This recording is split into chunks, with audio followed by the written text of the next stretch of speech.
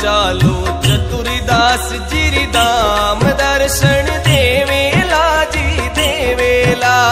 चलो बुटाटी धाम चालो चतुरदास जिरी धाम दर्शन देवेला जी देवेला।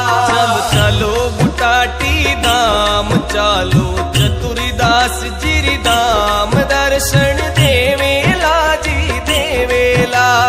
चलो बुटाटी धाम चालो चतुरदास जिरी धाम दर्शन देवेला जी देवेला।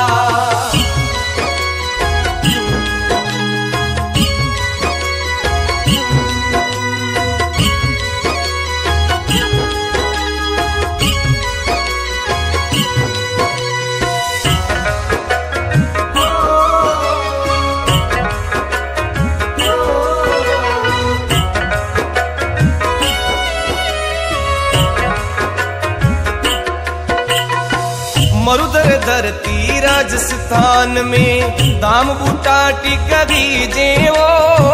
मरुधर धरती राजस्थान में धाम बुटाटी कभी जेवो।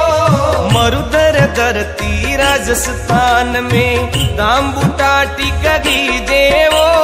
लकवारी पीड़ मिटाय बाबू सारी पीड़ मिटाय दर्शन देवेला जी देवेला। चलो बुटाटी धाम चालो चतुरदास जिरी धाम दर्शन देवेला जी देवेला।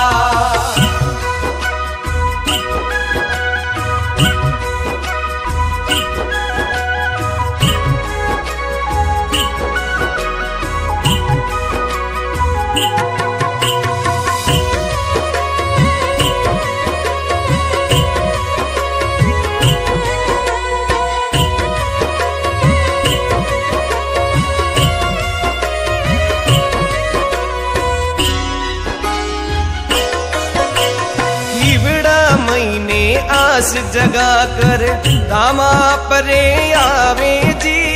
हिवड़ा महीने आस जगा कर धामा परे आवे जी।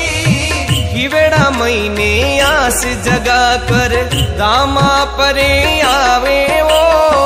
तनरा दुखड़ा मिटाय प्रभु जी सारा रोग मिटाय दर्शन देवेला जी देवेला।